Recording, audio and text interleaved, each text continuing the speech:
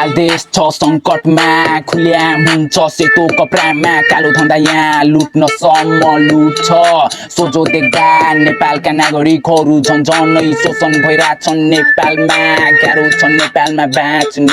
गाह्रो छ नेपालमा हाँस्न नेपालीले नेपालको नागरिकलाई नै यहाँ ढाँट्छ यही कारण नेपालका नागरिकहरू बाहिर देश लाग्छ यो नेपाल हो यही नराम्रो हुन्छ रेप गर्ने रेपिस्ट पनि खुले आम घुम्छ समाज पनि त्यस्तै जसले रेप गरे हो त्यसलाई बन्नु छाडी नेपाली नारीलाई रन्डीको दर्जा दिन्छ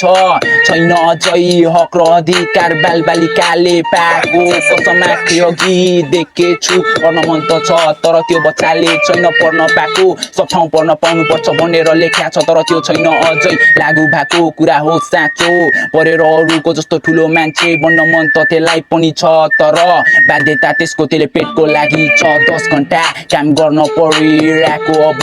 अर्को कुरालाई जोड्छु म आज भोलिको छोरालाई दिनुपर्छ मेडल जो आमाले हुर्कायो बढायो त्यो आमालाई आफूभन्दा टाढा गरिदिन्छन् आश्रममा सेटल नेपालमा यो सब र हत्या र हिंसा मात्र भइरहेको छ देश बनाउने सरकार देश भत्काएर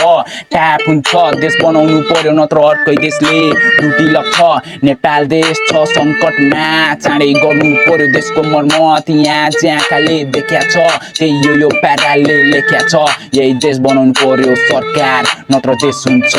बर्बाद देश बनाउनु पर्यो सरकार नत्र देश हुन्छ बर्बाद यही देश हुन्छ बर्बाद